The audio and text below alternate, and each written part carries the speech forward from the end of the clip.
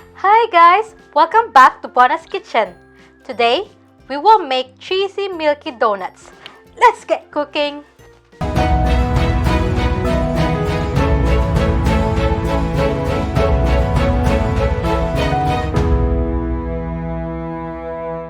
We will need 4 cups of bread flour plus more for dusting, cheddar cheese cut into strips, cooking oil for frying, 2/3 cups of evaporated milk, 1/2 cup of warm water, 1/2 cup of white sugar, 1/3 cup of soft unsalted butter, 2 eggs, 1 tablespoon of white sugar for activating the yeast, 1 packet of active dry yeast or 7 grams of yeast, and 1/2 teaspoon of salt. You can also check the full list of ingredients in the description below. In a jug, pour the milk,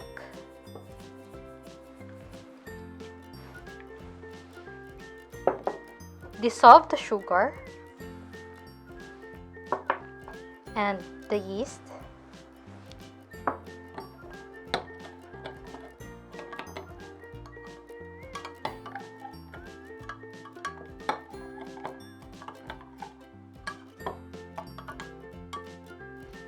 let this sit for about 5 to 10 minutes until it becomes bubbly. Look at that, it's so bubbly. Now we're going to combine the bread flour,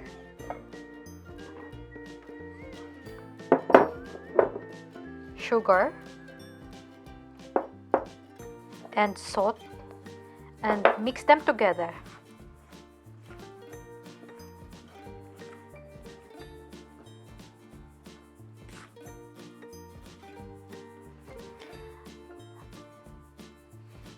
Then add the yeast mixture,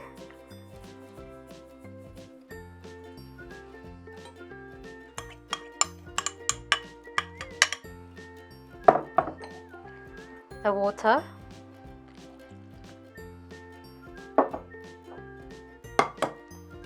eggs,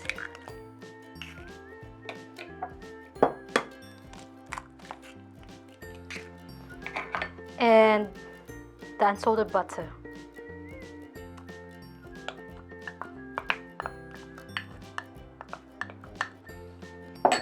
And we're going to mix them together until you form a dough.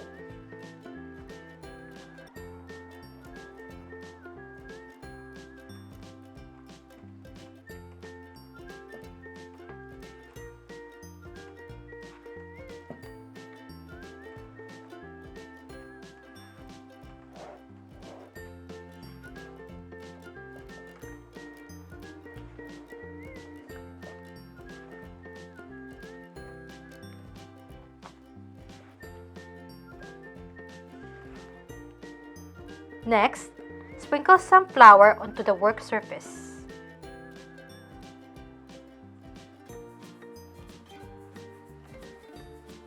Transfer the dough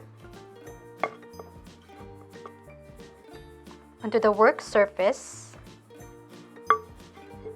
Knead it for about 10 minutes until it becomes smooth and elastic.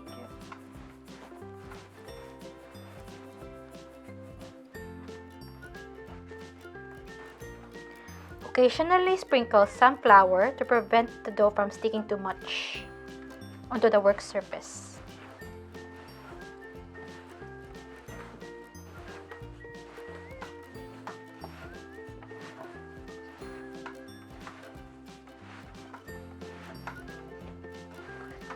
If you don't like to do the kneading manually, you can also use stand mixer to knead your dough. It's gonna be easier and less tiring for you. But if you want some exercise, do the manual kneading. If you're using the stand mixer, just use the dough hook attachment and knead it on number 2 settings for 10 minutes as well. Once it is already smooth, transfer it into a bowl lightly greased with oil.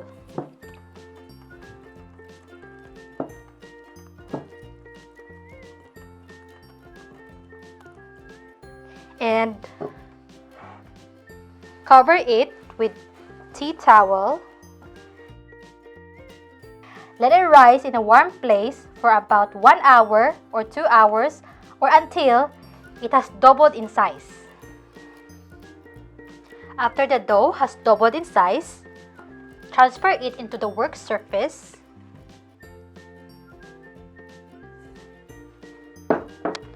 and cut it in half.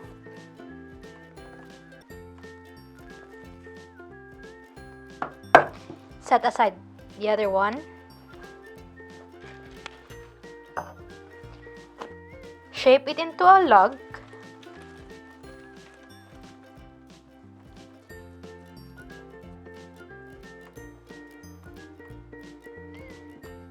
And cut it into 12 pieces.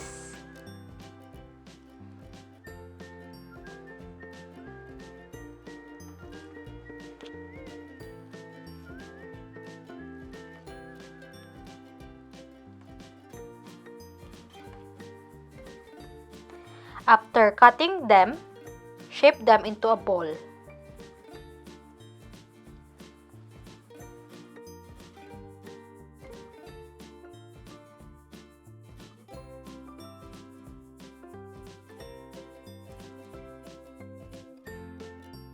If your slice is a bit small, just take off from the bigger balls to augment it.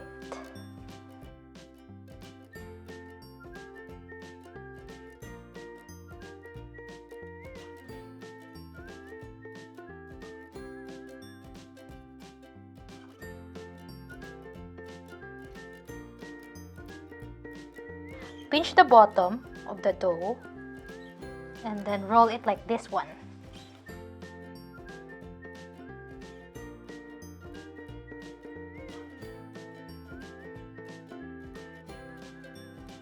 Now, flatten the dough using a rolling pin.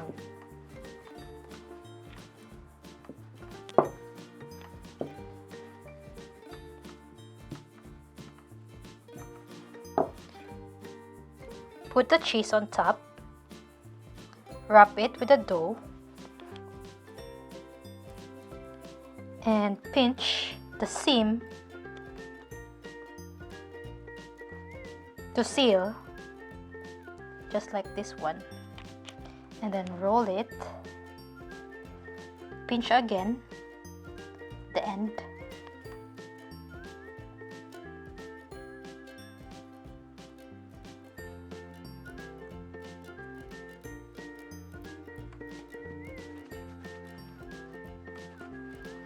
Transfer it into a baking tray lined with parchment paper. Once you finish this, repeat the procedure with the remaining dough that was set aside a while ago. Cover this with tea towel and let it rest for about 30 minutes. For the coating, combine together 1/2 cup of powdered sugar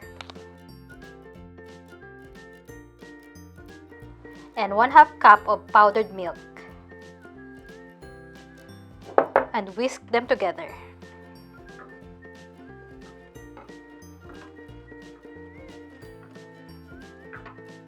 In a pan over medium heat, heat the oil to about 175 degrees Celsius. Once the oil is hot, fry the donuts by batch until they're golden brown.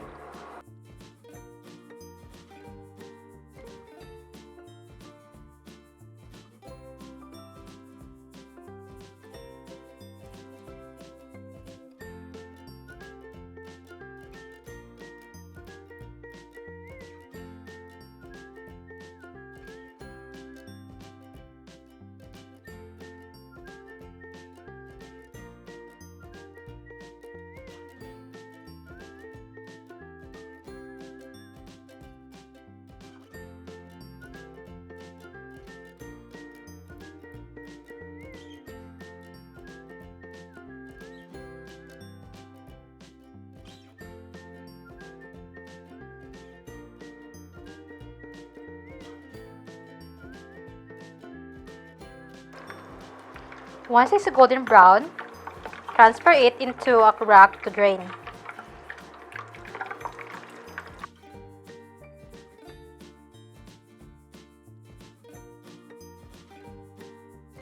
We will now coat them with the icing and milk powder coating.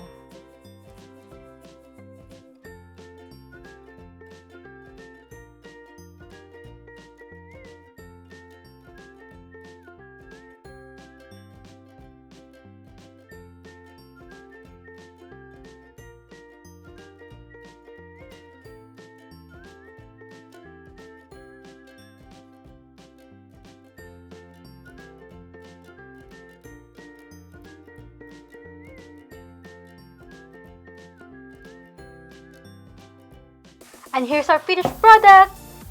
This donut is so soft, cheesy, and milky, and it is best served warm. I'm gonna show you what it looks like inside. So cheesy and soft. If you like this recipe, don't forget to hit the like, subscribe, and hit the bell. Thank you for watching and see you in the next video. Bye!